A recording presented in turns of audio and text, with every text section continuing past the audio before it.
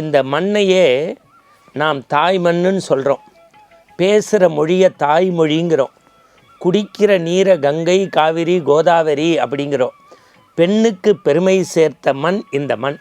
அதனால்தான் கம்பநாட்டாழ்வார் காப்பியத்தின் நாயகன் ராமனுக்கு எந்த உயர்வு தந்தாரோ அதில் இஞ்சித்தும் குறைவில்லாது சீதா பிராட்டியை சமமாக இல்லை ஒரு படி உயர்த்தி காட்டிய பெருமை கம்பனுக்கே உண்டு.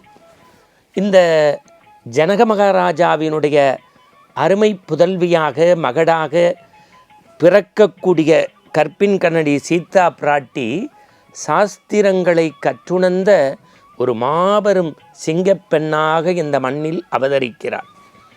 அவர்களுடைய திருமணத்தை பற்றி கம்பன் சொல்கின்றான். சீத்தையை சாதாரணமாக யாரும் மணந்து முடிச்சுக்கல.